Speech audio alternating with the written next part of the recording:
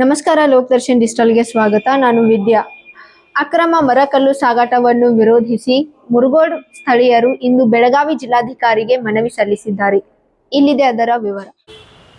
ಈಗಾಗಲೇ ಬೆಳಗಾವಿ ಜಿಲ್ಲಾ ಬೈಲಹೊಂಗಲ ವಿಧಾನಸಭಾ ಮತಕ್ಷೇತ್ರ ಮುರುಗೋಡ್ ಹೋಬಳಿಯಲ್ಲಿ ಮುರುಗೋಡ್ ಗ್ರಾಮದಲ್ಲಿ ಗಾಯರಾನ್ ಜಮೀನದಲ್ಲಿ ಗಿಡಗಳ ಮಾರಣ ಹೋಮ, ಆಮ್ಯಾಗ ಗಾಯರಾನ್ ಜಮೀನದಲ್ಲಿ ಎಲ್ಲ ಕಲ್ಲುಗಳನ್ನು ಅಡ್ಡಿ, ದೊಡ್ಡ ದೊಡ್ಡ ಬಂಡೆಗಳನ್ನು ಅಡ್ಡಿ, ಅಲ್ಲಿ ಇರ್ತಕ್ಕಂಥ ಜಮೀನದಲ್ಲಿರ್ತಕ್ಕಂಥ ಕಲ್ಲುಗಳನ್ನು ಅಲ್ಲಿ ಸ್ಯಾಂಡ್ಗೆ ರಾತ್ರಿ ಎಲ್ಲ ಸಪ್ಲೈ ಮಾಡ್ತಾರೆ. ಗಿಡಗಳನ್ನಂತಿ ಮಾರಣ ಹೋಮ ಮಾಡಿದ್ದಾರೆ. 22/7/2024 ರೈತರು ಅಲ್ಲಿ ಪ್ರತಿಭಟನೆ ಇದು ಮಾಡ್ತಾಯಿದ್ದಾರೆ. ಮನವಿ ಕೊಡ್ತಾ ಇದ್ರೂ ಸಹಿತ ಇವತ್ತಿನವರೆಗೆ ಯಾರನ್ನೂ ಅರೆಸ್ಟ್ ಮಾಡಿಲ್ಲ. ಯಾವ ಗಿಡಗಳನ್ನು ಕಡಿದು ಬಂದಾಗಿಲ್ಲ. ಸಾವಿರಾರು ಗಿಡಗಳನ್ನು ಕಡಿದ್ರು ಸರ್. 50-60 ವರ್ಷಕ್ಕಿಂತ ಹಿಂದಿದ್ದಂಥ ಗಿಡಗಳನ್ನು ಅಷ್ಟು ಇದು ಇರ್ಬೋದು, ಏನು ಮೆಲ್ಗೇರಿ ಇರ್ಬೋದು, ಕಾಡು ಗಿಡಗಳಿರ್ಬೋದು, ಎಲ್ಲವನ್ನೂ ಕಡಿದು ಮಾರಣ ಹೋಮ ಮಾಡಿದ್ದಾರೆ. ಸರ್ವೆ ನಂಬರ್ದಲ್ಲಿ ಏನಂತಂದರೆ ಎಷ್ಟು 600 ಸರ್ವೆ ನಂಬರ್ 613 46 ಎಕರೆ ಜಮೀನು.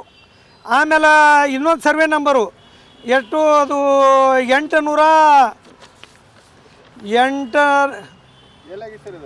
ಇದೆಲ್ಲ ಮುರುಗೋಡಲ್ಲಿ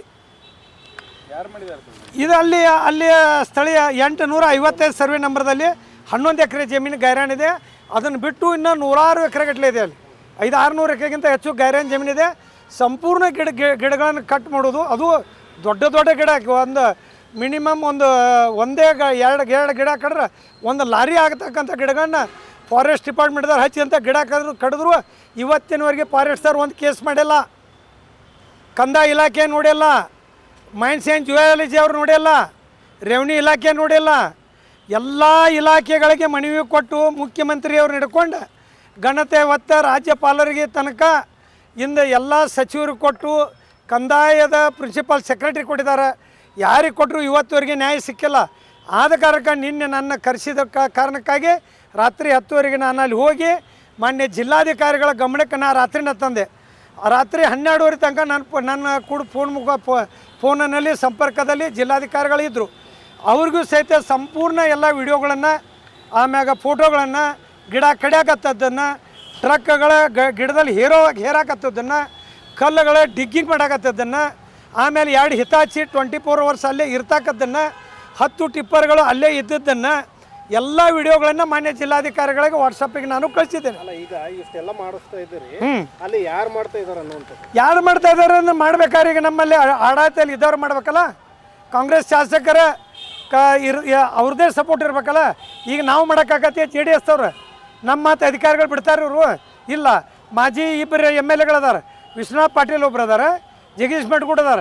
ಅವ್ರು ಮಾತಾರ ಕೇಳ್ತಾರೆ. ಅವ್ರು ಮಾಡಲಿ, ನಾವು ಮಾಡಾಕತ್ತಿಲ್ಲ ನಮ್ಮನ್ನು ಅರೆಸ್ಟ್ ಮಾಡಲಿ, ನಮ್ಮ ಕಾರ್ಯಕರ್ತರು ಮಾಡತ್ತಲ್ಲ ನಮ್ಮನ್ನು ಅರೆಸ್ಟ್ ಮಾಡಲಿ. ನೇರವಾಗಿ ಅಂದ್ರೆ ಕಾಂಗ್ರೆಸ್ ಶಾಸಕರ ಅವರ ಕೈಯಲ್ಲಿ ಇರ್ತಕ್ಕಂಥ ಅವರ ಕಾರ್ಯಕರ್ತರನ್ನೇ ಇದನ್ನು ಮಾಡ್ತಾ ಇದ್ದರು. ಇದು ಅಲ್ಲ ಅಂತ ಅವ್ರು ಏನಾರು ವಾದ ಮಾಡಿದರೆ ಹೌದು ಅಲ್ಲ ಅಂತೇಳಿ ಇವತ್ತುವರೆಗೆ 20 ತಿಂಗಳು ನಡೀತಕ್ಕಂಥ ಅಲ್ಲಿ ಗಣಿಗಾರಿಕೆ ಇರ್ಬೋದು, ಕಲ್ಲುಗಳಿರ್ಬೋದು, ಗಿಡಗಳ ಮಾರಣ ಹೋಮ ಇರ್ಬೋದು, ಇದನ್ನೆಲ್ಲ ಬೇಕಾದ್ರೆ AI ಕ್ಯಾಮ್ರಾಗಳನ್ನು ಬಳಸಿ ಅಥವಾ CDR ಹಾಕಿ ಅಥವಾ ಅಲ್ಲಿಯನ್ನು GPS ಹಾಕಿ 20 ತಿಂಗಳು GPS ತೆಗಿಲಿ. ಯಾರು ಗಾಡಿ ಹೋಗಿದೆ, ಯಾರು ಹೋಗಿದಾರು, ಅವ್ರಿಗೆ ಯಾರು ಮೊಬೈಲ್ದಾಗ ಮಾತಾಡ್ಯಾರು, ಸಂಪೂರ್ಣ ಮಾಹಿತಿಯನ್ನು ತನಿಖಾ ವರದಿಯಲ್ಲಿ ಬರಲಿ. ಮತ್ತು ಇವತ್ತುವರೆಗೆ ಡಿಗ್ಗಿಂಗ್ ಬಂದಾಗೆಲ್ಲ ಸಂಬಂಧಪಟ್ಟ ಅಧಿಕಾರಿಗಳು ಸ್ಪಂದನೆ ಕೊಟ್ಟಿಲ್ಲ ಅಂದರೆ ಏನು ಮಾಡ್ತೀರಿ ಮುಂದೆ? ಏನು ಮಾಡ್ತೀವಿ? ನಮ್ಮ ಪಕ್ಷದ ನಾಯಕರ ಗಮನಕ್ಕೆ ನಾವು ತಂದಿದ್ದೇವೆ. ನಮ್ಮ ನಾಯಕರಾಗಿರ್ತಕ್ಕಂಥ ಯುವ ನಾಯಕರಾಗಿರ್ತಕ್ಕಂಥ ನಿಖಿಲ್ ಕುಮಾರ್ ಅಣ್ಣರಿಗೆ ಗಮನಕ್ಕೆ ತಂದು ಈಗಾಗಲೇ ತಂದಿದ್ದೇವೆ. ನಮ್ಮ ನಾಯಕ ಆಗಿರ್ತಕ್ಕಂಥ ಮಾಜಿ ಮುಖ್ಯಮಂತ್ರಿ ಕೇಂದ್ರ ಸಚಿವರಾಗಿರ್ತಕ್ಕಂಥ ಕುಮಾರಣ್ಣರ ಗಮನಕ್ಕೆ ತಂದಿದ್ದೇವೆ.